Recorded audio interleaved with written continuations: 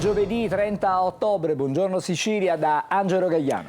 E una buona mattinata anche da Marco Carli. Marco, da te fra pochissimo per leggere i quotidiani, ma intanto ci sono subito le notizie. Partiamo con lo stop della Corte dei Conti al ponte sullo Stretto di Messina. Non c'è stato il visto di legittimità per il ministro Salvini. Grave danno per il Paese. Si tratta di una scelta politica, dice il ministro delle Infrastrutture. Ma vediamo e sentiamo il servizio. La corsa verso l'avvio dei cantieri per il ponte sullo Stretto subisce una brusca frenata alla sezione centrale di controllo di legittimità della Corte dei Conti. Dopo la Camera di Consiglio di ieri non ha ammesso al visto e alla conseguente registrazione la delibera del CIPES sul ponte sullo Stretto. E quanto si legge in una nota della Corte dei Conti, le motivazioni saranno rese note entro 30 giorni. Per il vice premier e ministro delle Infrastrutture Matteo Salvini la decisione della Corte dei Conti è un grave danno per il Paese e appare una scelta politica più che un sereno giudizio tecnico. In attesa delle motivazioni ha detto: chiarisco subito che non mi sono fermato quando dovevo difendere i confini e non mi fermerò ora, visto che parliamo di un progetto auspicato perfino dall'Europa che regalerà sviluppo e migliaia di posti di lavoro da sud a nord. Siamo determinati, ha proseguito, a percorrere tutte le strade possibili per far partire i lavori. Sorpreso anche l'AD della Stretto di Messina Pietro Ciucci. Tutto l'iter, ha detto, è stato svolto nel pieno rispetto delle norme italiane ed europee. Attendiamo le motivazioni, mantenendo l'impegno di portare avanti l'opera. All'unisono i deputati della Lega. Il coordinatore siciliano Germanà ha detto di essere determinato ad assumere ogni iniziativa necessaria a confutare o superare il deliberato per proseguire i lavori. Valeria Sudano richiama la vicenda Open Arms: i giudici ci riprovano, ma questa volta se la prendono con i siciliani, a cui vogliono negare la modernità, il progresso, il lavoro che meritano, ha detto. Anastasio Carra invece ritiene che si usi la giustizia per fermare una delle più grandi opere al mondo, simbolo di speranza per tanti giovani. E allora, questo è il titolo di oggi sui quotidiani, non solo quelli nazionali, non solo quelli regionali, ma anche nazionali, Marco. Esattamente sì, Angelo, anche perché alla fine la polemica politica vive anche attraverso la vicenda del ponte sullo Stretto. L'abbiamo sentito anche nelle parole finali del servizio di Francesco Triolo. E allora, come dicevi tu, titoli sia sulle pagine dei quotidiani nazionali che su quelli, sulle prime pagine dei quotidiani locali. Questo ad esempio il Corriere della Sera, con il titolo che è questo: stop al ponte, ira del governo, si bloccano i 13,5 miliardi per i lavori sullo Stretto, premier contro i giudici e dura replica delle opposizioni. Vi dicevamo appunto, diventa anche scontro politico. La Corte dei Conti boccia la delibera sull'opera, Salvini, come abbiamo sentito nel servizio, dice andiamo avanti. Ne parleremo molto durante la nostra rassegna stampa a livello anche nazionale, ma vi faccio vedere anche Repubblica. Ponte sullo Stretto bocciato, Meloni parla di invasione dei giudici, con la Premier appunto che contesta la Corte dei Conti. Apertura dunque sui quotidiani, sui maggiori quotidiani nazionali, per cui stiamo parlando di Corriere della Sera e Repubblica, ma anche ovviamente sui quotidiani locali. Perciò andiamo sulla Gazzetta del Sud. In questo caso siamo appunto nel giornale che più rappresenta la provincia dove dovrà sorgere o dovrebbe sorgere il ponte sullo Stretto. La Corte dei Conti dice no, l'ira di Meloni, entro 30 giorni le motivazioni, il governo chiederà la registrazione con riserva della delibera CIPES. Siamo pressappoco su questa linea anche sulla Sicilia, dove il titolo come al solito diventa anche un gioco di parole. Resa dei conti, no al ponte, la Corte boccia la delibera CIPES, atto di invasione, dice Meloni, il governo ha un piano B, ecco come andrà avanti. Vi faccio vedere anche, legato a questo tema, la pagina del nostro sito Sicilia Web, che ovviamente apre con questa notizia, con l'immagine del ponte che potrebbe essere, con il titolo Corte dei Conti, il ponte è illegittimo, arriva la bocciatura, motivazioni entro 30 giorni, grave danno, dice Salvini. L'abbiamo letto ma non mi fermo.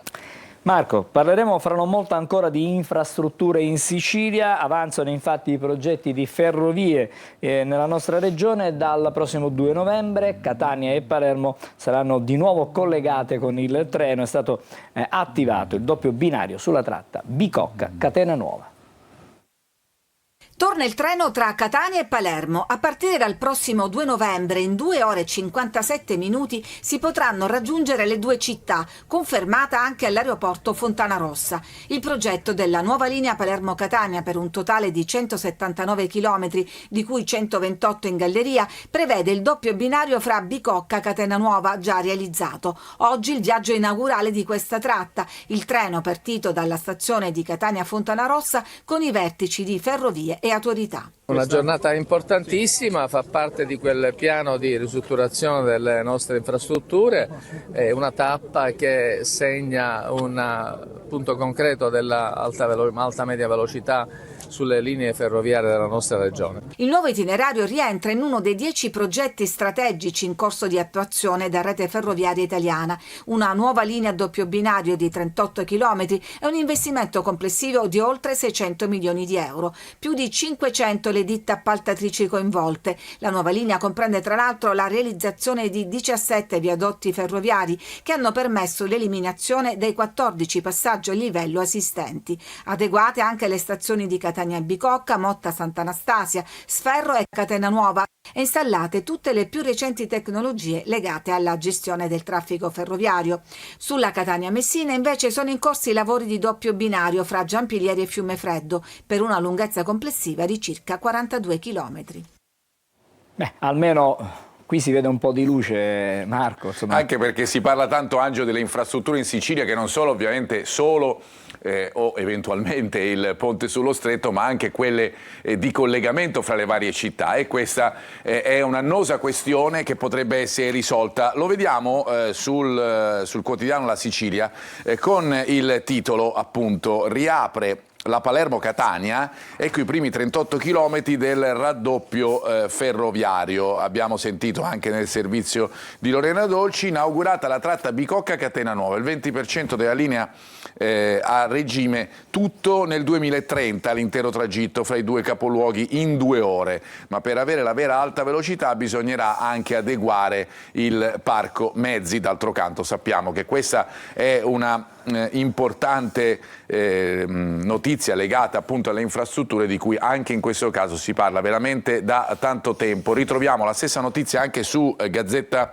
del Sud, doppio binario da Bicocca a Catena Nuova, grande passo in avanti per i collegamenti su rotaia in Sicilia, attivata ieri la nuova tratta e poi uno dei 10 progetti strategici in corso di attuazione appunto dalle Ferrovie dello Stato. E adesso voltiamo pagina per raccontarvi 2 storie di stalking e abusi che arrivano dalla provincia di Caltanissetta. A Riesi un uomo ha violentato la propria ex e poi filmato anche gli abusi. A Gela invece un 56enne ha distrutto la casa dell'ex compagna. Non si rassegnava alla fine della storia con la sua ex e così, dopo aver assillato la donna chiedendole continuamente di vedersi per un incontro chiarificatore, alla fine ha anche abusato di lei. L'uomo, un 36enne di Riesi, ha raggiunto la vittima nella sua abitazione e dopo averla aggredita l'ha costretta a subire atti sessuali che avrebbe anche ripreso con il proprio cellulare. Il GIP, sulla base dei racconti e delle denunce della donna, vittima ormai da tempo di una vera e propria persecuzione spesso sfociata in violenza, ha emesso un'ordinanza di custodia cautelare in carcere per i reati di violenza sessuale, maltrattamenti in famiglia e atti persecutori. L'uomo, arrestato dai carabinieri, è stato condotto in carcere. E sempre in tema di stalking e maltrattamenti, a Gela la polizia ha disposto il braccialetto elettronico per un 56enne che ha continuato a perseguitare l'ex fino a devastarle casa. L'uomo qualche tempo fa si era presentato nell'abitazione della donna e dopo averla spinta si era introdotto all'interno distruggendo mobili e suppellettili. La vittima, picchiata a sua volta, era stata condotta in pronto soccorso. In un'occasione la donna aveva denunciato di aver trovato il cognome dell'uomo affisso nella cassetta della posta al posto del suo. Domenica scorsa la vittima ha chiamato il 112 segnalando l'ennesimo tentativo di avvicinamento da parte dell'ex. I poliziotti hanno fermato l'uomo a bordo della propria auto, dove teneva nascosti una mazza da baseball, un bastone e un coltello a serramanico. E adesso torniamo da Marco, i quotidiani, storie incredibili che arrivano tutte e due, fra l'altro dalla provincia di Caltanissetta. Dalla stessa provincia, nello stesso giorno, andiamo proprio sulla pagina di Caltanissetta, del tomo di Caltanissetta della Sicilia. Vi faccio vedere dove troviamo la notizia, che è nella parte centrale, il taglio centrale della pagina, con questo titolo: abusa dell'ex compagna e la riprende con il cellulare, arrestato, Riesino in carcere per violenza sessuale, atti persecutori e lesioni. Come sentivamo anche al nostro servizio, non è l'unica notizia, perché a proposito di atti persecutori anche la Polizia di Stato ha eseguito a Gela un'ordinanza applicativa di misura cautelare del divieto di avvicinamento alla parte offesa e dai luoghi della stessa frequentati, con applicazione elettronico nei confronti di un 56enne indagato appunto per reiterate minacce e lesioni personali. A Palermo riaperto il caso di Aurora Maniscalco, la giovane hostess precipitata dal terzo piano del suo appartamento di Vienna. Gli avvocati della famiglia hanno presentato un'istanza perché dicono sono troppi lati oscuri su alcune testimonianze che sono state rese da due donne. Vediamo, sentiamo il servizio. Sono state riaperte le indagini sulla morte di Aurora Maniscalco, l'hostess palermitana di 24 anni precipitata nella notte tra il 21 e il 22 giugno scorsi dal terzo piano dell'appartamento di Vienna che condivideva col fidanzato Elio Bargione. Il legale della sua famiglia, Alberto Raffadale, insieme al collega Andrea Longo del Foro di Vienna, ha presentato istanza perché, ha spiegato al nostro TG raggiunto telefonicamente, ci sono ancora troppi lati oscuri in questa vicenda. A partire dalle testimonianze rese da due donne agli stessi avvocati che non coincidono con quanto riferito dalla polizia austriaca. Secondo le autorità del luogo, le due testimoni avrebbero visto la ragazza volare dall'appartamento, mentre ai legali entrambe hanno confermato per iscritto versioni diverse. Una soltanto ha detto di avere visto una donna cadere giù e non dalla parte della testa. Secondo l'avvocato Raffadale, la cosa importante è dimostrare la dinamica della caduta che ha provocato la morte della ragazza, viste anche le incongruenze fornite da Bargione, oltre a quelle delle testimoni. La madre della ragazza continua a ripetere di avere cercato in ogni modo di dirle che Elio era una persona pericolosa, che non mi convinceva, sono le sue parole. Lei però si arrabbiava e non voleva ascoltarmi, mi diceva che non era un violento, lei non lo capiva, un giorno ho visto un livido su un suo braccio, poi un morso sulla gamba, spiega ancora. Intanto sulla strada ove si trova l'appartamento a Vienna campeggia la scritta Stop femminicidio. Alla fine, insomma, questo caso probabilmente si riesce a riportarlo in Italia, sì, ma anche a riaprirlo in Austria. In Austria, esattamente, proprio così, l'abbiamo sentito anche nel servizio della nostra Simona Mazzone, però ovviamente anche le prime pagine, le pagine dei quotidiani e soprattutto nell'interno dei vari giornali riportano la notizia. Qui siamo su Repubblica Palermo con questo titolo, la morte dell'hostess palermitana, con Vienna che riapre il fascicolo, cade dal balcone, l'abbiamo anche ricordato nella sua casa, la ragazza, dice una testimone, litigava spesso col fidanzato. L'appartamento dove Aurora viveva non è stato riaffittato. La famiglia ha chiesto al padrone di casa di lasciarlo vuoto, sperando proprio in quello che sta succedendo, cioè nella riapertura delle indagini. I familiari non vogliono che eventuali prove possano cancellarsi con l'arrivo dei nuovi affittuari. Come vi dicevo, la notizia la troviamo su vari quotidiani. Questo ad esempio è la Sicilia, con il titolo che è pressoché identico, anche perché appunto questa è la notizia: riaperto il caso di Aurora, i testimoni contro la polizia, nuovi elementi al vaglio delle autorità. Grazie Marco, adesso una notizia proprio delle ultime ore: cocaina, hashish e marijuana, oltre anche ad un ritrovamento di armi, una pistola calibro 12, un fucile e a due canne anche privo di matricola e oltre 150 cartucce. Questa è la scoperta fatta dai carabinieri di Niscemi in un casolare di campagna, per cui è stato tratto in arresto un pregiudicato 23enne in flagranza di reato. La droga, già confezionata in dosi, era pronta per essere immessa sul mercato dello spazio e l'uomo è stato condotto, come detto, in carcere. Adesso invece vi raccontiamo una polemica che è nata diciamo nelle ultime ore, cominciata già nella serata di ieri, e secondo un'indagine del Centro Europeo per la Prevenzione ed il Controllo delle Malattie ci sarebbe un collegamento tra l'epidemia di salmonella avvenuta nel 2023 e il 2025 in diversi paesi europei con il consumo di pomodorini di Pachino. Le reazioni, come potete immaginare, sono arrivate anche da parte della politica. Vediamo intanto il servizio e poi cercheremo di capire sui giornali che cosa si dice su questo argomento. Secondo un'indagine congiunta del Centro Europeo per la Prevenzione e il Controllo delle Malattie, l'epidemia di salmonella che ha interessato diversi paesi europei tra il 2023 e il 2025 potrebbe essere collegata al consumo di pomodorini freschi provenienti dalla Sicilia e più precisamente dal pomodoro di Pachino. Le ipotesi degli esperti restano concentrate su alcuni lotti di pomodorini distribuiti in più stati europei. Alla notizia, rilanciata da diverse testate, ha replicato con fermezza il consorzio della tutela della IGP Pomodoro di Pachino, che prende le distanze da qualsiasi coinvolgimento. Nessuna segnalazione giunta a tale proposito dai nostri associati, chiarisce il presidente del consorzio Sebastiano Fortunato. Se ci fosse una problematica di tale gravità ce ne saremmo certamente accorti, visto che mangiamo il nostro pomodoro ogni giorno. Fortunato ha poi gettato ombre sulla veridicità dell'ipotesi. Credo sia una strategia per affossare un prodotto che tutto il mondo ci invidia. A tutela dei pomodorini anche la politica. Evitiamo allarmi, ha dichiarato il ministro all'agricoltura Lollobrigida. La percentuale è comunque irrisoria. Ancora più diretto l'assessore all'agricoltura e vicepresidente della regione siciliana Luca Sammartino. Ma quale salmonella? I pomodorini siciliani fanno bene alla salute e sono buoni. Nel frattempo dal consorzio arriva la richiesta di prudenza e rispetto per il Made in Italy e in attesa di riscontri ufficiali giù le mani dai pomodorini siciliani.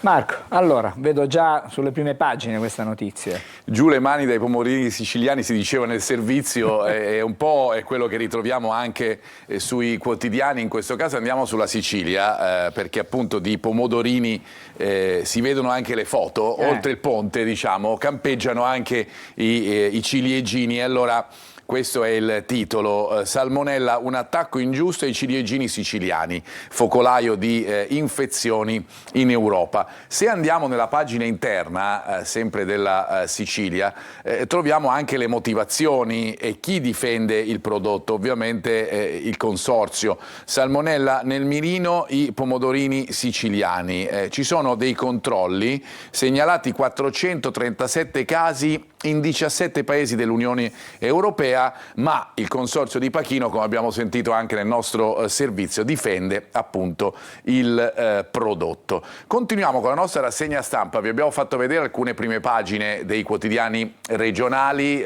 soprattutto Sicilia e Gazzetta del Sud, legati alla questione del ponte, che diventa titolo di apertura per tutti i quotidiani, anche quelli nazionali, ma mancavamo di farvi vedere il Giornale di Sicilia, che anche in questo caso va proprio sulla questione del ponte, un no che pesa sul ponte, sul giudizio della Corte dei Conti, monta la polemica, e con Salvini l'abbiamo letto più volte che dice non ci fermiamo. Andando nel taglio centrale della pagina, clan di Porta Nuova, altri 5 arresti, gli indagati si aggiungono ai coinvolti nel Maxi Blitz Grande Inverno, ne abbiamo parlato nei nostri telegiornali.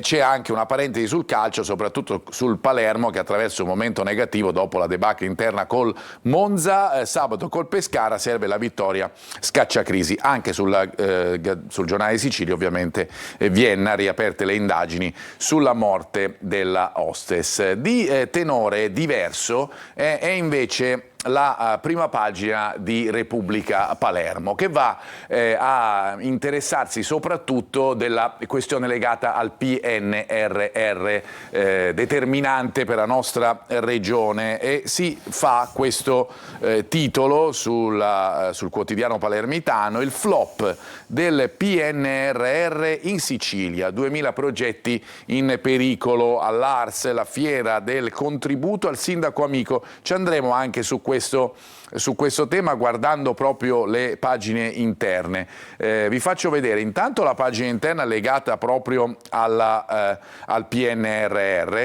Si parla di digitale e siccità. Ferma la spesa del PNRR, ecco i progetti a rischio, 2000 interventi a rendicontazione zero a 10 mesi dalla scadenza. Su 16 miliardi di investimenti ne sono stati pagati appena 5, questo ovviamente è un tema nodale per la nostra regione che spesso e volentieri non riesce a spendere i fondi che ha a disposizione. Lo stato di avanzamento del PNRR in Sicilia con i 5 miliardi di pagamenti e gli 11 miliardi non ancora pagati. Ma l'altro tema che un po' si collega a questo è quello che abbiamo letto nella prima pagina del quotidiano. I comuni, lo leggiamo nel titolo di Repubblica Palermo, con lo sponsor all'ARS.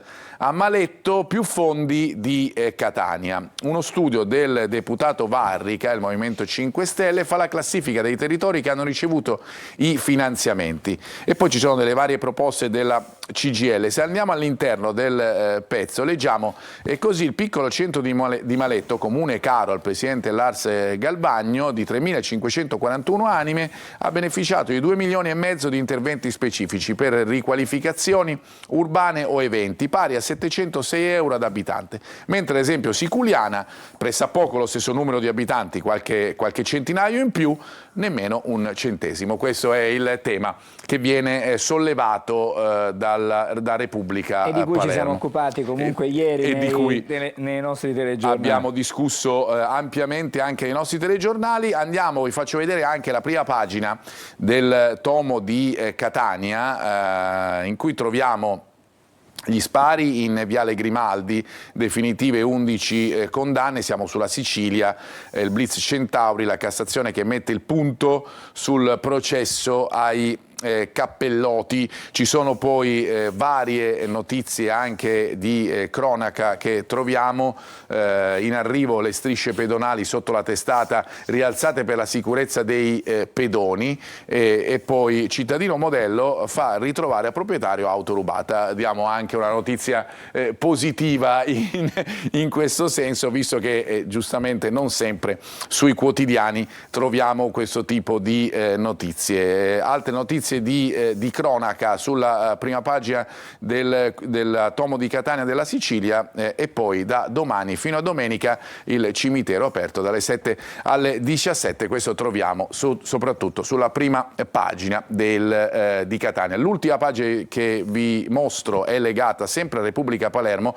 Parlavamo di centri cittadini ed ecco qui, ok ai mega negozi in centro, la regione approva il piano, potranno aprire store fino a 2000 metri quadrati, e poi ovviamente ci sono le varie indicazioni di quelli che potrebbero essere i primi negozi che si affacceranno su alcune vie di Palermo. Angelo. Insomma, si vogliono portare i centri commerciali probabilmente anche in centro alla città. In centro alla città. Centro commerciale, centro città. Bene, grazie Marco. Fra poco da te per leggere insieme i quotidiani nazionali, ma intanto vedo già, lo mostriamo anche a voi, il traffico cittadino su Catania, via Vincenzo Giuffrida, un traffico sostenuto come avviene sempre a quest'ora del mattino. Siamo praticamente nell'ora di punta, gli spostamenti di un po' tutti, non solo per le scuole ma anche per raggiungere i luoghi di lavoro. Da via Vincenzo Giuffrida siamo adesso sulla circonvallazione, via Laudorico da Pordenone. È chiaro quello che vediamo sulla corsia in direzione Mister Bianco, in direzione verso anche il Policlinico. Il traffico è piuttosto sostenuto, rallentamenti, ma chiaramente a quest'ora non potrebbe essere diversamente. Adesso invece vediamo l'Etna con qualche nuvola, però possiamo ammirare anche qualche raggio di sole. Il vulcano comunque stamattina non dà indicazioni diciamo particolari. Adesso vediamo il vulcano però, e lo vediamo da un'altra prospettiva. Siamo a Taormina, sul golfo di Taormina. Dobbiamo dire che lì il cielo decisamente più diciamo nuvoloso, e infatti un pochettino insomma si vede poco sole, anzi non si vede per niente il sole. Ci dobbiamo fermare, fra poco saremo di nuovo insieme, stavolta per leggere, come detto, i quotidiani nazionali con Marco Carli.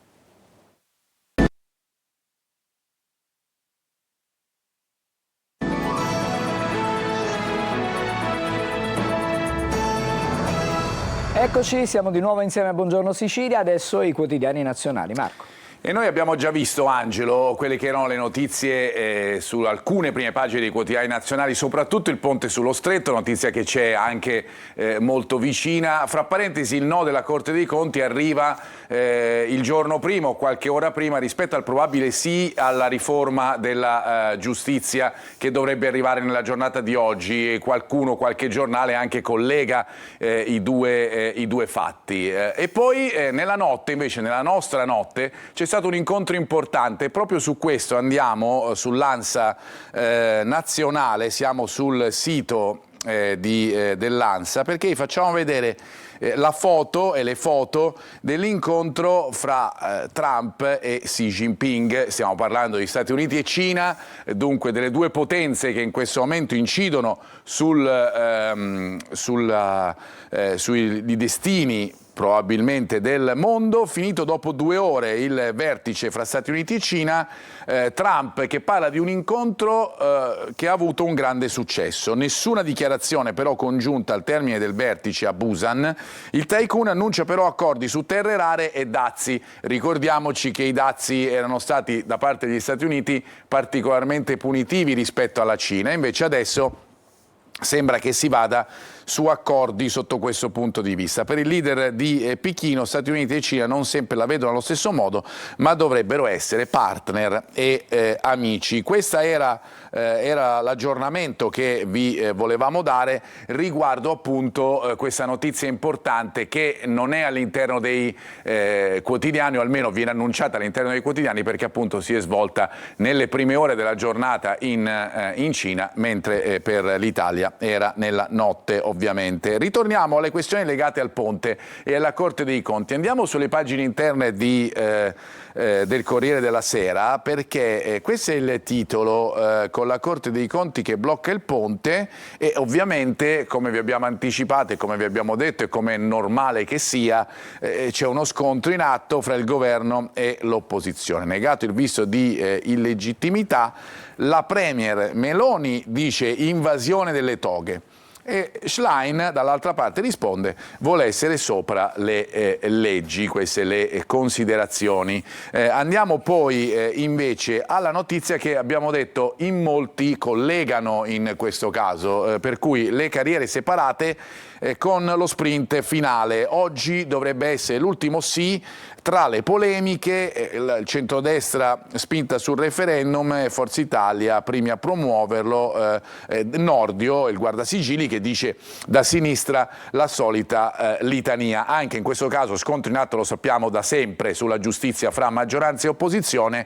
Le due notizie, appunto, quella della Corte dei Conti che boccia il ponte e del probabile sì alle carriere separate, arrivano praticamente a distanza di poche ore. C'è poi il tema legato invece al Medio Oriente, a questa tregua che è sempre difficile da mantenere, e ai costanti raid, anche se dopo i raid e tanti morti, circa 100, è ritornata la tregua. Però guardate il titolo delle pagine interne del Corriere della Sera: nuovi raid a Gaza, oltre 100 vittime, la tregua non è a rischio. Il leader degli Stati Uniti: scaramucce, inchiesta dei militari dell'Israele per il video di abusi su un prigioniero dato ai media. Insomma, ne parliamo sempre nella nostra rassegna stampa, questa tregua che resta spesso e volentieri appesa a un filo. Ritorniamo a parlare del ponte, semplicemente per farvi notare ancora le differenze che ci sono fra i vari quotidiani, per parlare fondamentalmente della stessa notizia. Per cui andiamo ad esempio su Libero, che dice giustizia sotto un ponte. È questo il titolo del quotidiano. La Corte dei Conti boccia l'opera, niente visto di legittimità per il via ai lavori sullo stretto, la sinistra del no tutto brinda, ma il governo tira dritto. Questa è la visione di Libero, ma ad esempio sul Giornale leggiamo ancora i giudici che hanno sabotato il ponte, la Corte dei Conti non dà il visto di legittimità, ingerenza intollerabile, scelta politica, danno al Paese. E guardate come il Giornale collega le due notizie. Ma oggi la riforma della giustizia taglia il traguardo. Dall'altra parte, ad esempio, sulla notizia, stessa considerazione, stessa notizia che abbiamo dato in tutte le prime pagine, visto negato al ponte sullo stretto, ma c'è il commento fondamentalmente nel titolo: bocciata dalla Corte dei Conti l'opera inutile di Salvini. Questo è il tema della notizia. Poi vi abbiamo detto che c'è la questione medio orientale, ne abbiamo già parlato all'interno, vedendo le prime pagine e le pagine interne del quotidiano del Corriere della Sera, ma ci sono dei quotidiani che aprono con questa notizia, che decidono di aprire con la tregua che non va avanti o che almeno resta sempre appesa a un filo. Ad esempio Avvenire parla di tregua di sangue, il presidente Trump rassicura, il cessate il fuoco regge, il nodo delle zone cuscinetto nella striscia, a Gaza tacciono le armi dopo gli attacchi di ieri notte, Hamas parla di 104 vittime, 46 bambini, pensate, il Papa preoccupato per il ritorno dell'antisemitismo, la Chiesa non può tollerarlo, come spesso avviene quando si sancisce una tregua in un territorio così martoriato, diventa poi difficile da mantenere. Di questo parla anche l'Unità, guardate il titolo, la tregua a Dondolo, questo è il titolo dell'Unità, Israele bombarda e uccide altri, qua i numeri sono diversi, ma non è una questione di numeri in questo caso, ma di fatti, e uccide altri 35 ragazzini, altri piccoli che perdono la vita proprio per una situazione così paradossale, come lo sappiamo è purtroppo la guerra. Ci sono anche dei temi legati all'Istat e agli stipendi degli italiani, perché è un tema che magari senza il ponte sullo stretto, le questioni legate alla riforma della giustizia, sarebbe stato un tema dominante sulle prime pagine dei quotidiani. Lo troviamo su alcuni quotidiani, come ad esempio il Messaggero, che titola così: segnali di ripresa per l'Italia, salari reali almeno 9% rispetto al 2021, per cui abbiamo un potere di spesa con gli stipendi che è certamente ridotto. Ma da gennaio, per cui dall'inizio del nuovo anno, siamo sopra del 2,6%. Pesa, come sappiamo tutti, l'inflazione, ma il tema degli stipendi, che tocca chiaramente tanti, se non tutti gli italiani, diventa una questione fondamentale. Così come questione fondamentale è quella che, dicevamo, tanti quotidiani hanno messo insieme alla questione Corte dei Conti ponte sullo stretto, cioè la questione della riforma della giustizia, per cui ad esempio sul Tempo questo è il titolo che troviamo: ma che giudici, siamo come il PD, le chat dell'ANM rivolta alla vigilia del voto in Senato sulla riforma della giustizia, lo sfogo di articolo 101 dopo l'Assemblea, il comitato per il referendum, ma le toghe rosse, così le chiama ovviamente il Tempo, difendono il no, normale schierarsi con una parte politica. Vedete che anche in questo caso, pure sul Tempo, la parte, il titolo di apertura è sulla riforma della giustizia e poi sotto c'è il collegamento con la decisione della Corte dei Conti, strano, virgola, i giudici fermano il ponte, questo è il titolo del Tempo. Sul Dubbio invece si va direttamente alla notizia, perché oggi appunto potrebbe essere la giornata del sì, carriere separate, è il giorno del sì. Oggi in Senato il voto definitivo sulla riforma voluta dal ministro Nordio, poi ci sarà con ogni probabilità la battaglia referendaria che chiaramente il Dubbio fa notare potrebbe spingersi appunto oltre. Vi faccio vedere ancora altri due titoli legati alla questione, non solo. Sul Fatto Quotidiano c'è la bocciatura dell'ONU, vedete. Anche in questo caso notizia sempre uguale, no? Oggi potrebbe essere la giornata del sì, ma il Fatto Quotidiano concentra il proprio sguardo sull'ONU che boccia la riforma antitoghe, addio indipendenza, il relatore speciale giustizia più debole, oggi è l'ultimo voto, 4 quarta lettura per la legge che stravolge la Carta a marzo, come vi dicevamo, il probabile referendum.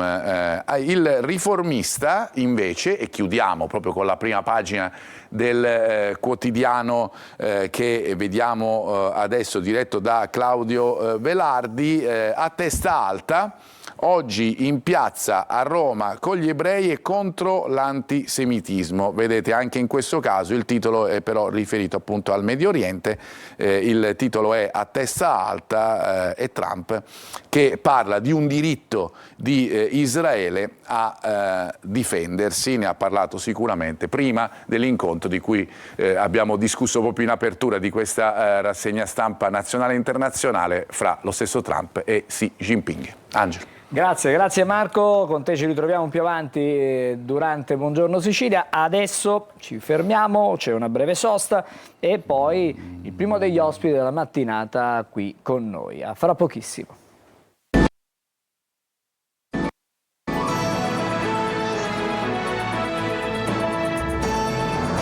Allora, eccoci, siamo di nuovo insieme per Buongiorno Sicilia. Con me in studio c'è la professoressa Teresa Consoli. Buongiorno professoressa, Buongiorno. Che è ordinaria di Sociologia Giuridica del Dipartimento di Scienze della Formazione dell'Università di Catania. Ci ritroviamo a distanza di qualche tempo, Sì. di qualche settimana, perché abbiamo parlato di questo censimento, possiamo definirlo un censimento? Sì, sì. Dei senza tetto. Dimora. E Catania è una delle città, delle 35 città a livello europeo in cui insomma, si è tenuta questa conta. Passiamo il termine che non è esatto, ma è stata una vera e propria conta? Sì, è così. Intanto grazie per questo spazio.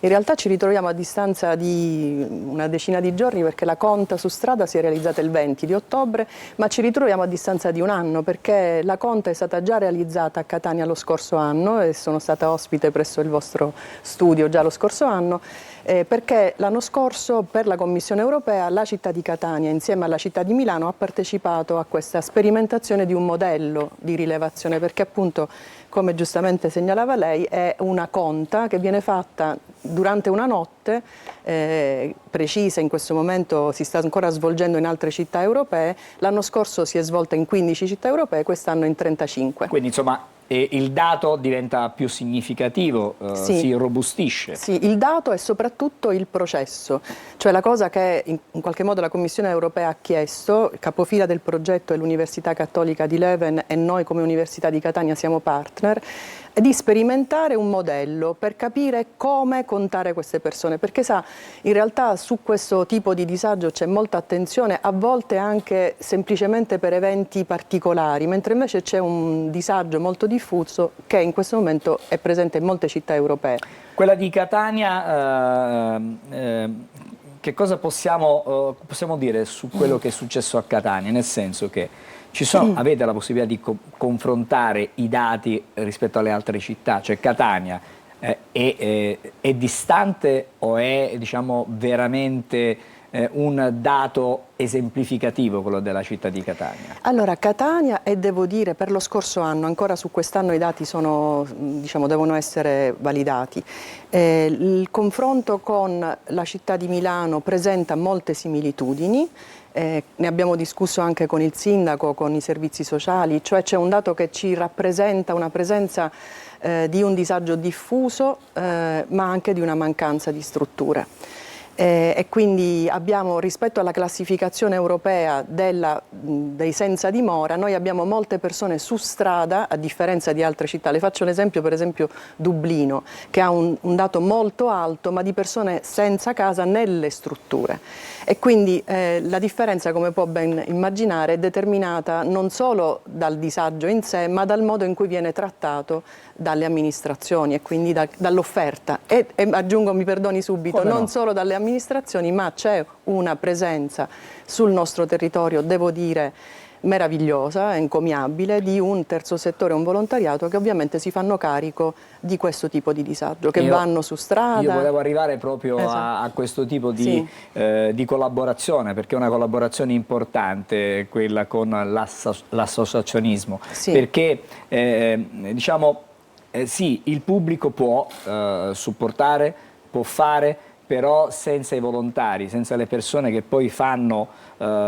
diciamo, non dico ogni sera, ma tante di queste associazioni ogni sera stanno accanto a chi è senza tetto. Non sono tutte le associazioni che riescono a farlo, che si premurano di portare un pasto, che si premurano di portare una coperta, che si premurano di dare assistenza.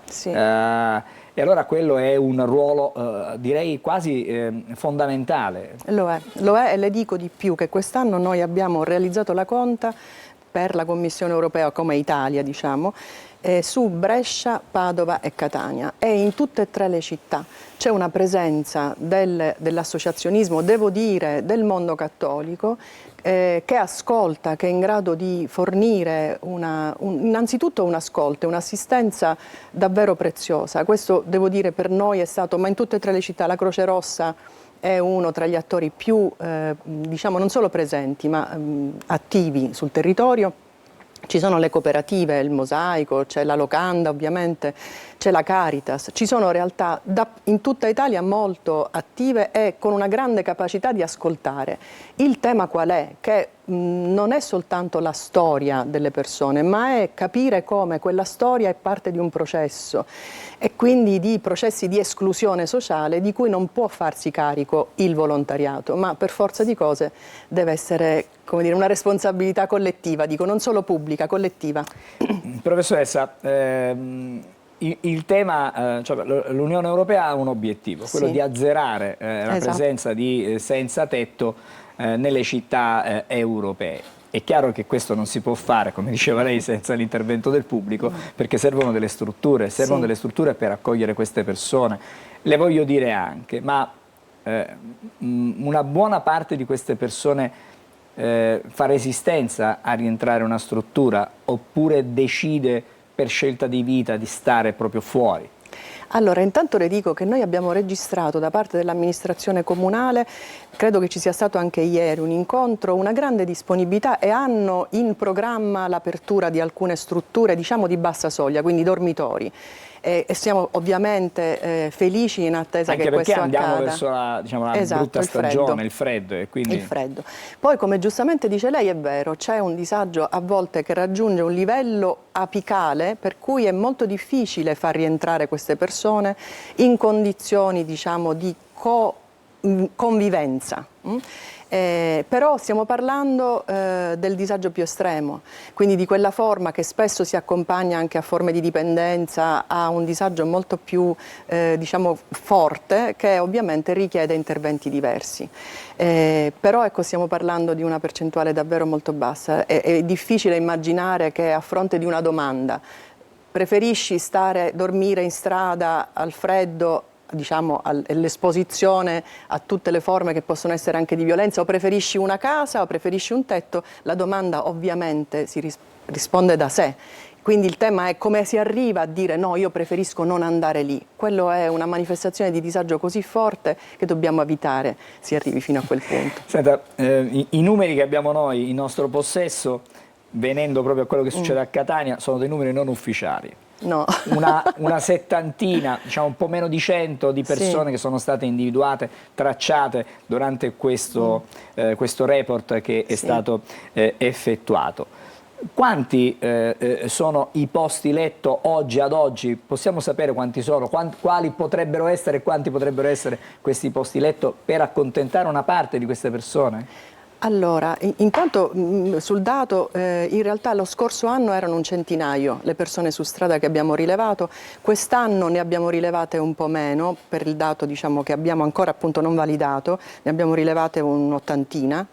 Ma abbiamo coperto una zona più ristretta della città, mentre l'anno scorso abbiamo coperto tutta la città, le squadre hanno percorso tutta l'amministrazione, tutto il territorio comunale. Quest'anno no, abbiamo concentrato lo sforzo soltanto sulla parte del centro, dove sapevamo essere più alto il numero di persone senza dimora. Poi in realtà noi abbiamo rilevato. In questo momento c'è il dormitorio di Nesima, che in realtà è un pronto intervento sociale che potrebbe accogliere, credo, fino a una cinquantina di persone, ma il dato poi è un dato che va verificato con l'amministrazione perché appunto è variabile. E poi ci sono moltissime strutture appunto del privato e dell'associazionismo. Quindi... E queste sono, diciamo, importantissime.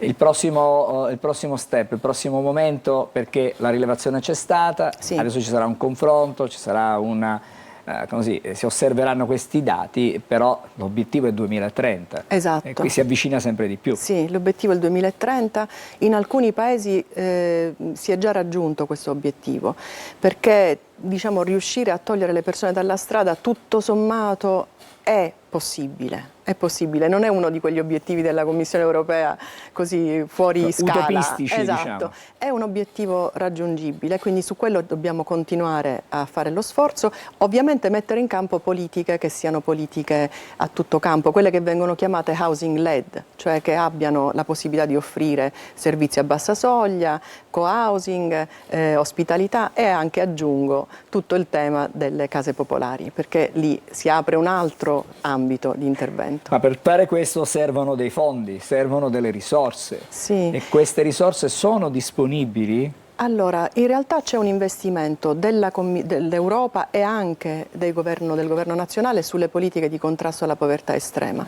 Va pensata con strategia, con un orizzonte di lungo periodo, mettendo insieme politiche e servizi diversi, quindi io sono fiduciosa. Già, questo è il fatto che chi vive da dentro proprio non dico questa realtà, ma comunque conosce il tema, indubbiamente ci fa ben sperare.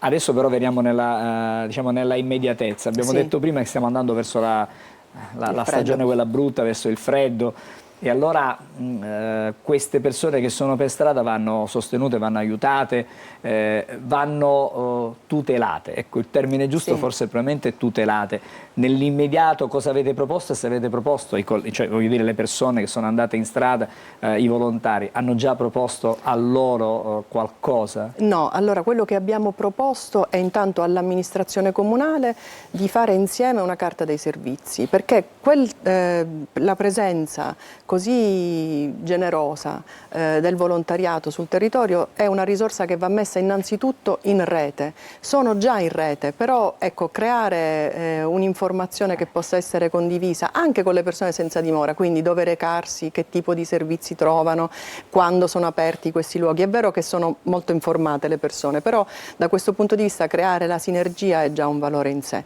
E poi speriamo che appunto ci siano, ma credo che a breve avremo, spero, diciamo dei servizi da parte dell'amministrazione comunale che possano affrontare anche la stagione fredda. Torneremo a parlare di questo Senz'altro. tema, magari avremo i risultati, e quando ci saranno i risultati definitivi potremo fare un nuovo incontro per tirare le somme e capire la direzione che si prende qual è, se in Italia, così come in altri paesi, come ci diceva lei, si va verso, non dico un azzeramento perché è troppo presto, però insomma si va a un miglioramento delle condizioni delle persone senza una fissa dimora. Grazie. Con molto piacere. Grazie per essere stata con noi, alla professoressa Teresa Grazie. Consoli, che ricordiamo è ordinaria di sociologia giuridica del Dipartimento di Scienze della Formazione dell'Università di Catania. Ci fermiamo, ma per pochissimo, perché poi cambieremo tema e ci occuperemo di un argomento, ci occuperemo in realtà di un caso che dopo mezzo secolo torna di grande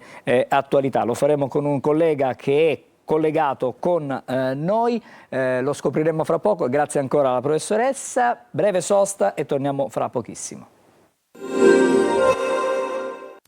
Ben ritrovati a questo nuovo appuntamento previsionale DEM per i giri Trebi Meteo. Ancora attiva la perturbazione atlantica su parte della nostra penisola, coinvolge nuovamente il nord, le regioni centrali, specie tirreniche, qui con i fenomeni più abbondanti e intensi, ma anche le isole maggiori. Diamo uno sguardo alla Sicilia, tempo in cambiamento anche sull'isola, a partire dal mattino nubi in aumento e in ispessimento, dal pomeriggio si attiveranno piogge, rovesci, ma anche a sfondo temporalesco di moderata o forte intensità, più probabile sull'area più meridionale, poche variazioni termiche, ma soffierà parecchio vento dai quadranti meridionali. L'atmosfera sarà variabile anche nella giornata di venerdì, ultimi effetti nella prima parte del giorno, poi non mancheranno ampie aperture del cielo. Le temperature non avranno variazioni significative, si manterranno su valori molto miti e piacevoli attorno ai 24-25 gradi in alcune località. Per il momento è tutto, maggiori dettagli ed approfondimenti come di consueto sull'app per i Trebi Meteo.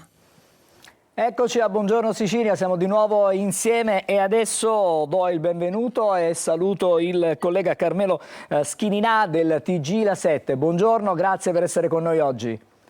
Buongiorno a voi. Grazie anche per la pazienza, perché lo vedo collegato dai nostri monitor di servizio da qualche minuto. Con te, Carmelo, torniamo ad affrontare possiamo parlare di Il Giallo a questo punto, perché dopo mezzo secolo si ritorna a parlare dell'omicidio del giornalista Giovanni Spampinato, assassinato 53 anni fa, il 26 ottobre di 53 anni fa. Perché questo delitto torna oggi di grande attualità, ti chiedo? Perché sono emersi a 53 anni dai fatti degli elementi clamorosi, inediti, che in qualche modo riscrivono completamente da zero quella storia.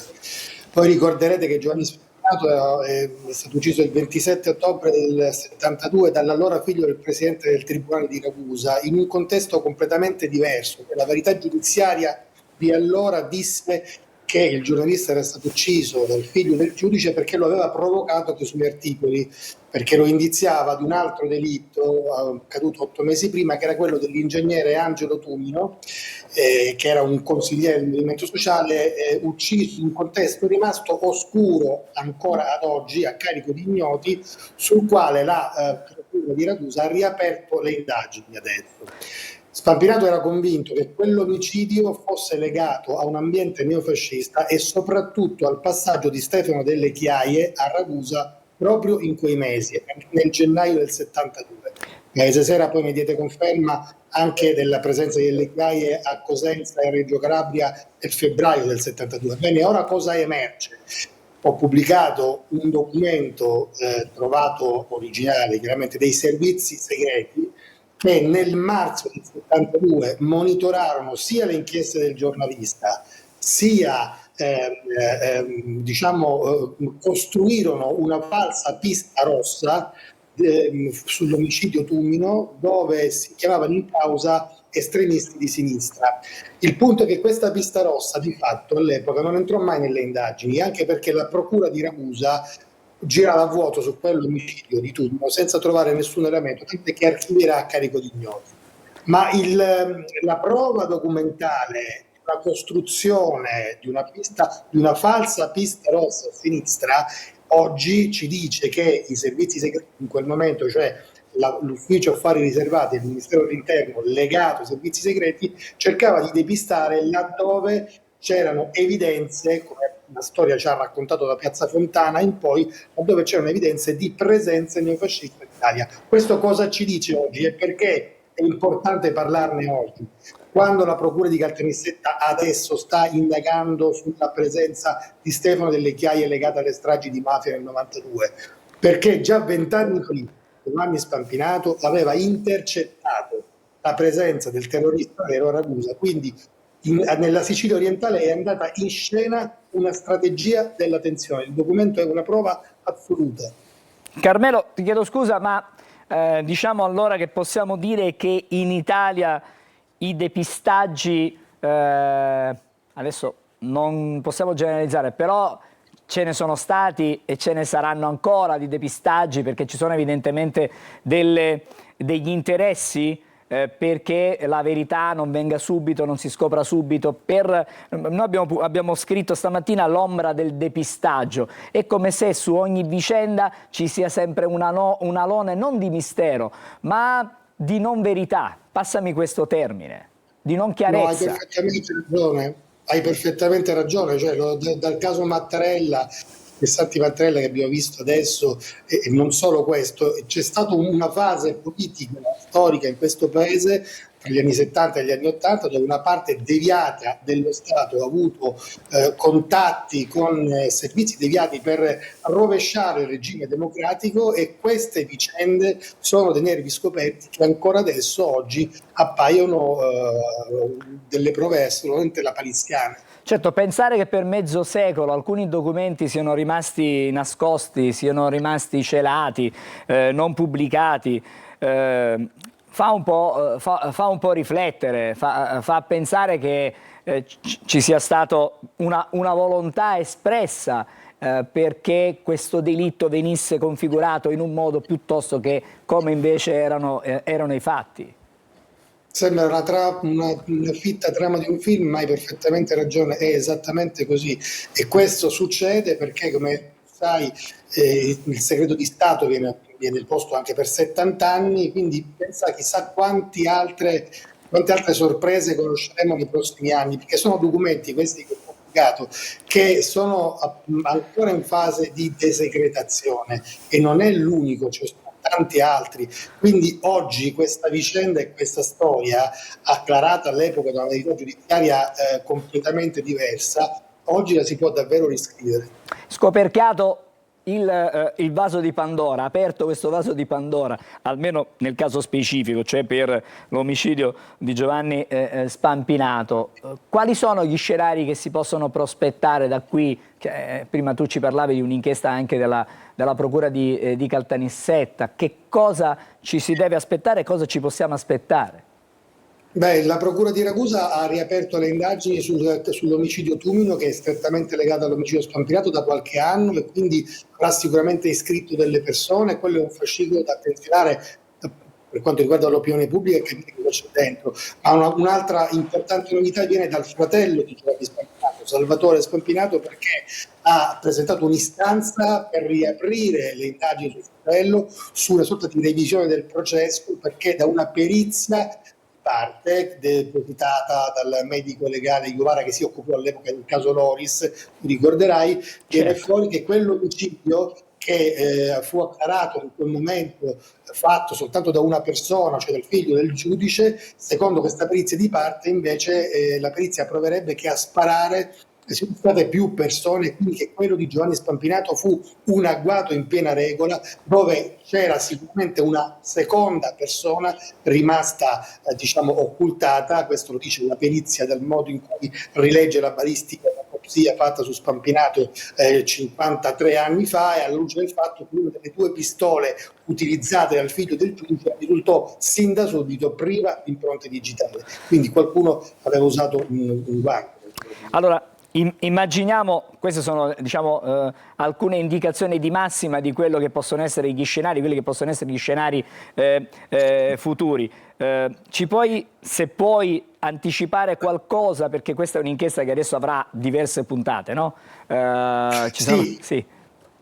È un'inchiesta in diverse puntate, dove emergono anche attraverso la rilettura di altri documenti rimasti completamente occultati, di una testimonianza, emerge una rete contrabbandiera nel 70, faceva capo all'allora capomilitare Giuseppe Girasa di Vittoria, piena di persone in quegli anni con neofascisti, una rete contrabbandiera che la verità giudiziaria di allora fece passare come una situazione a delinquere di 15 persone. Viene fuori invece che c'erano almeno 100 persone che facevano parte di questa rete. Sto parlando documenti alla mano, non attraverso robe per sentito dire, quindi documenti che produco.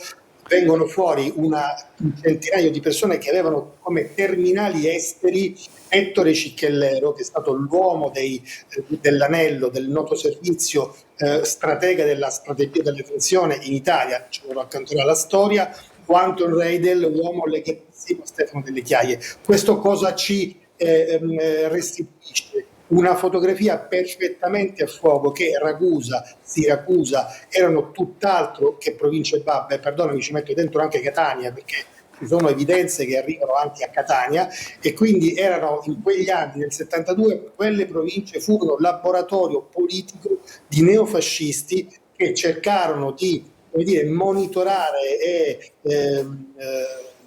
sperimentare una strategia della tensione proprio in quegli anni, nel 72, proprio nella Sicilia orientale, che coniugava insieme reperti archeologici, sigarette, armi ed esplosivo per attentati a scopo intimidatorio prettamente neofascista. Grazie per essere stato con noi a Carmelo Schininà del TG La 7, in bocca al lupo per questo tuo lavoro e chiaramente speriamo di averti presto a Buongiorno Sicilia per altri particolari magari di questa vicenda. Buon lavoro comunque, grazie. Ancora Grazie a voi. Ci dobbiamo fermare perché è il momento di un'altra brevissima sosta e dopo parleremo di uno sciopero inconsueto, perché difficilmente abbiamo sentito parlare di uno sciopero, di una serrata delle farmacie, ma il prossimo 6 di novembre, giovedì della prossima settimana, i dipendenti delle farmacie private incroceranno le braccia. Cercheremo di capire il perché.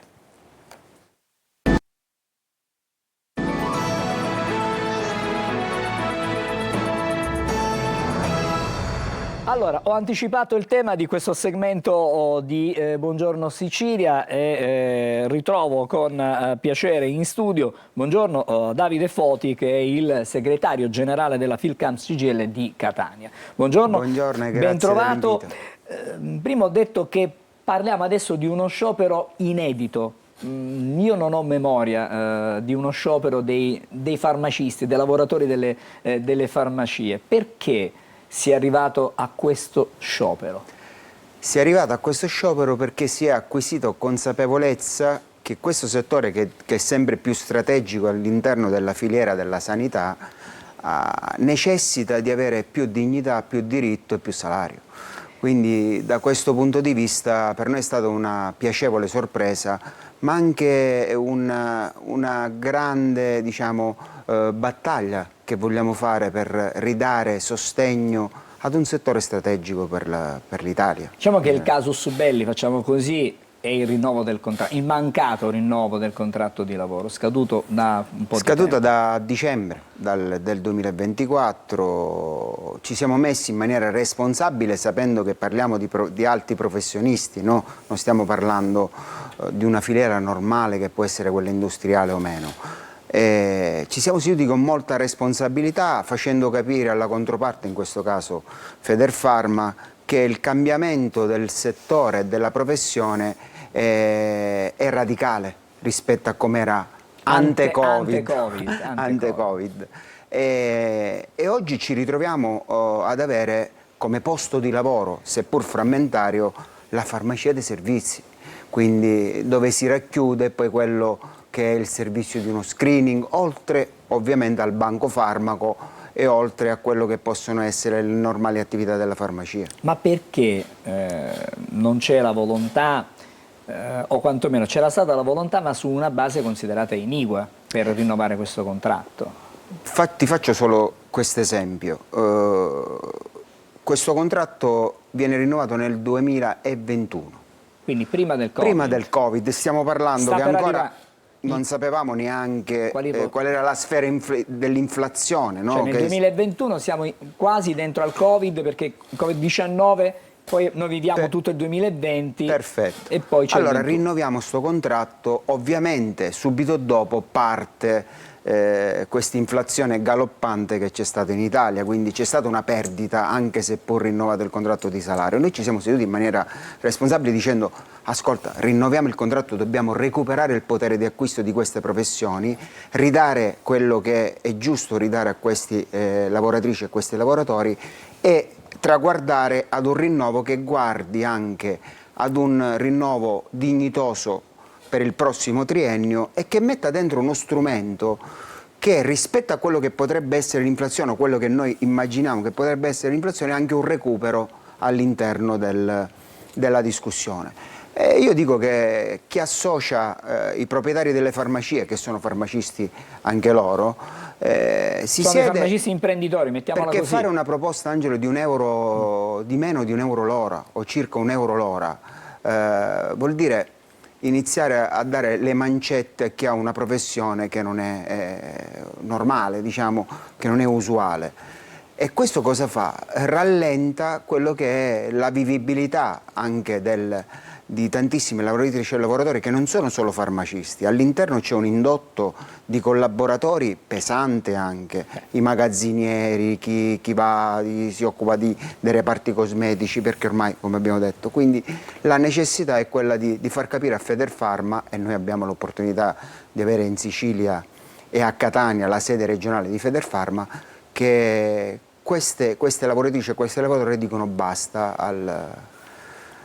diciamo a questa situazione. Ma noi siamo qui comunque, se Federfarma volesse in qualche modo anche dire... Vabbè, ma €180 in 3 anni è la proposta di Federfarma, la nostra è diversa, molto diversa. Qual è la vostra? La nostra è quasi il doppio, €360. di rinnovo nel triennio, ma non è solo il problema economico, perché è un problema di valorizzazione della professionalità. Valorizzazione della professionalità, ma io ti dico, il Covid ci ha anche messo davanti anche una questione di sicurezza. Io ricordo che queste lavoratrici e questi lavoratori facevano i tamponi nel periodo del Covid, ma non c'erano il rappresentante della sicurezza che poteva gestire e tutelare anche la sicurezza. Io dico che quando c'è un rinnovo contrattuale per queste professioni, io ricordo a tutti che non è la stessa cosa di rinnovare un contratto nel commercio, perché qua il rinnovo non è al netto, perché queste professionalità, questi lavoratrici e lavoratori si pagano la formazione, pagano l'ordine per rimanere lì a lavorare. Quindi Federfarma deve passarsi la mano nella coscienza, perché il settore va. Inutile che dicono che non va il settore delle farmacie, perché la filiera della farmaceutica o del farmaco è il settore che vola in Italia e nel mondo. Quindi devono passarsi la mano nella coscienza e dire: è giusto dare quello che meritano a queste lavoratrici e a questi lavoratori. Permettimi di dire che poi insomma oggi vediamo il farmacista non più come quello che ci porta, ci consegna dietro la presentazione di una ricetta la medicina, ma oggi, accennavi prima tu, vediamo nel farmacista una sorta di primo contatto, ecco, primo contatto con quella che è la sanità, perché magari uno ha un mal di testa, la prima cosa che va a fare, vado al farmacista, incomincia un po' di mal di testa e vado al farmacista, cosa posso prendere per, insomma diventa anche uno di famiglia, ma rassicurante per quello che rappresenta. E per quello che fanno, perché oggi in farmacia si fanno anche screening, si fanno diverse analisi, si possono fare anche in farmacia, si fa l'elettrocardiogramma per dire, si può fare anche un esame di questo genere. Si misura la pressione. Si misura la pressione. Cioè, io voglio dire, un po' questa figura sopperisce, no? Quella che poi è anche la gestione di una carenza nel settore della sanità, perché il primo impatto che ha il cliente, il cittadino, è quello di andare lì. Ma quanti anziani si appoggiano a queste persone? Tantissime, tantissime, proprio hanno il bisogno di essere accuditi, no? Il primo front-end sono i farmacisti. Allora, io penso che non è polemica, anche perché, come hai detto tu, uno sciopero anomalo, no? Rispetto al... non è polemica, è ridare veramente noi le tre parole cardine che stiamo dando o cercando di veicolare, è quella della dignità di un salario e di un diritto. Allora, si sono interrotte le trattative, adesso c'è questo sciopero, ma c'è ancora in corso una interlocuzione per capire se si può sanare questa frattura che si è creata? Guarda, se questa frattura è sanabile, io spero di sì, perché come tutti i sindacalisti spera sempre di trovare un accordo che riporti lustro al settore. Però guarda, se le posizioni sono quelle già dichiarate da Federfarma, no? Che invece di cercare l'interlocuzione con CGIL, CISL e UIL sta cercando altre interlocuzioni con altri sindacati per creare un contratto parallelo, quindi diciamo, se le interlocuzioni sono quelle che sul diritto del servizio essenziale sta iniziando a veicolare comunicazioni dove non possono scioperare i farmacisti, una cosa che non sta né in cielo né in terra, o devono scioperare in base a quello che dice Federfarma e i proprietari, voglio dire, io spero che dopo giorno 6, perché ormai si attende, diciamo, lo sciopero generale del settore dei farmacisti. Sono tanti i farmacisti in Italia, Sono 60.000 e immagina che a Catania abbiamo più di 300 farmacie, più di 1.000 addetti, più i collaboratori, quindi immagina è una popolazione, un settore vero e proprio strategico e di assistenza sanitaria, tra virgolette. Allora, speriamo, io mi auguro sempre che ci possa essere un ripensamento, che ci possa essere un accordo che soddisfi entrambi le parti. Permettimi di dire un'ultima cosa. Questi lavoratori che giorno 6 sciopereranno perdono una giornata di lavoro. Cioè non è che sto scioperando così perdono una giornata di lavoro e stanno dicendo che anche perdendo soldi ricercano il diritto.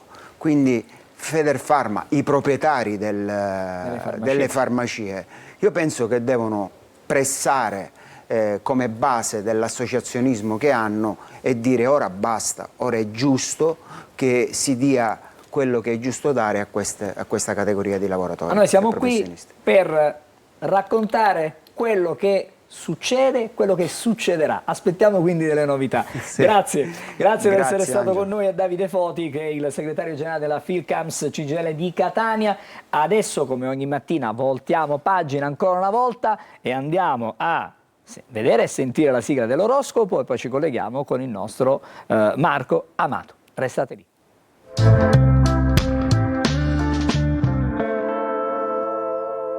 Allora, come anticipato, è il momento di leggere e guardare le stelle e vediamo che cosa ci dicono oggi le stelle. Buongiorno Marco Amato con la sua tazza di caffè. Buongiorno. Buongiorno Angelo, buongiorno Sicilia. Allora, oggi le stelle hanno in serbo un po' qualcosa di particolare, perché proprio anche dai fatti di cronaca sappiamo che un bisogno di verità, di scoperchiare alcune cose. Ebbene, chi è il pianeta della comunicazione? Proprio Mercurio. Mercurio oggi è pienamente in Sagittario, quindi un Mercurio molto più istintivo, un Mercurio che ascolta i bisogni più naturali e si collega a Plutone in Acquario. Plutone è il maestro delle cose nascoste, dio greco dell'Ade, per cui di tutto ciò che è sotterraneo. Quindi si crea questo meccanismo eversivo di tutto quello che può essere la comunicazione o la verità, che spesso viene taciuta. Dunque, cosa succede nello zodiaco per i segni zodiacali? Per Ariete oggi è una giornata in cui affermarsi da un punto di vista professionale sarà un po' un must, eppure però l'Ariete oggi rimpiange un po' una serie di romanticheria che non riesce ancora a innestare sul suo piano quotidiano. Il Toro invece è il più libero perché non subisce più l'opposizione di Mercurio, può tornare a dialogare, a comunicare in una maniera più ampia, ma la Luna in quadratura oggi gli chiede di essere più prudente. Gemelli, per voi la giornata è un'opposizione tra Mercurio e Urano nei vostri gradi, quindi attenti a ciò che dite, perché potrebbero esserci degli incidenti diplomatici poco felici. Cancro, per voi la Luna sognatrice in Acquario vi porta degli stimoli importanti, ma soprattutto saranno Marte e Venere a darvi gli stimoli giusti per far avverare un piccolo sogno d'amore. Leone, per voi la Luna oggi è proprio d'opposizione, per cui il bisogno di essere visti oggi contrasta con qualche verità di cui dovete prendere semplicemente atto, anche se non vi piace. Vergine, Mercurio per voi oggi è acutissimo e anche se in quadratura dalla Vergine vi fa vedere tutta una serie di limiti che avete nella vostra maniera di agire. Bilancia, Venere tutta sola nel vostro cielo zodiacale, quadra con Giove e non si sazia mai di volere un di più. La Luna oggi è consigliera e tramite un amico troverete delle vie decisamente più creative. Scorpione, Mercurio è uscito dai vostri gradi, meno cervellotici, più fluidi, più limpidi, più diretti. Arriva Marte però per voi, per cui siate un pochino più cauti e meno gelosi. Sagittario, protagonisti della giornata con Mercurio che entra nei vostri gradi, dà al vostro segno zodiacale una più elevata capacità di agire. Capricorno, per voi oggi l'amore è un po' più dolce del solito, questo periodo per voi è un po' più romantico, anche se il lavoro vi chiede degli obiettivi molto più importanti. Acquario, la Luna e Plutone nei vostri gradi tramano un po' delle cose originali, dovete però fare attenzione a pensare che il progetto non debba essere più ampio delle vostre possibilità. Per voi è un disordine organizzato perché il Mercurio in quadratura vi dà delle idee che forse non sono armoniche, ma che riuscirete comunque a condurre in zona Cesarini in maniera ottimale. E detto questo, auguro a tutti una splendida giornata. Buongiorno Sicilia. Grazie Marco, buongiorno anche a te. L'appuntamento a domani per chiaramente conoscere cosa ci diranno le stelle per il fine settimana. Ecco, benissimo, grazie ancora a Marco Amato. Adesso Marco Carli, c'è un aggiornamento, un'ultima ora? C'è un'ultima ora legata alla questione Ponte sullo Stretto. Angelo, ne abbiamo parlato all'inizio della nostra rassegna stampa, il no della Corte dei Conti, abbiamo anche sentito il nostro servizio, ma la novità è questa, la vediamo sul sito dell'ANSA, Ponte sullo Stretto, riunione di governo a Palazzo Chigi, l'ha convocata Salvini, convocata d'urgenza da Meloni, dopo lo stop della Corte, una riunione di governo sul Ponte sullo Stretto in mattinata, all'indomani della decisione della sezione centrale di controllo. Dovrebbe essere in corso già da adesso, non solo dalle 10:30 come si legge in questa news. La riunione d'urgenza è stata convocata nella serata di ieri dalla Presidente del Consiglio Giorgia Meloni per affrontare appunto la questione. Cambiamo decisamente argomento, Angelo, andiamo a dare uno sguardo invece alla situazione del mondo dello sport, perché si è giocato ieri e anche l'altro ieri, si giocherà pure stasera nel campionato di Serie A, con il risultato che hanno vinto praticamente tutte le big nella giornata di ieri. Una delle big è anche il Como, che adesso è quinto in classifica segue le grandi da vicino. La migliore risposta è stata quella dell'Inter, bella risposta, 3-0 alla Fiorentina, che invece annaspa nella crisi, ultima in classifica. In testa alla classifica ci sono la Roma e il Napoli che aveva vinto martedì e la Roma che ha vinto ieri contro il Parma. Per quanto riguarda il Milan, che invece ha pareggiato con l'Atalanta, c'è il problema della punta e dunque Jimenez che rischia l'addio, è un giocatore che in tutte queste prime giornate di campionato ha semplicemente sfornato un assist senza segnare mai un gol. Grazie Marco, ci fermiamo qui almeno per questa mattina con Buongiorno Sicilia, ci ritroviamo domani, a tutti voi l'augurio di una buona giornata.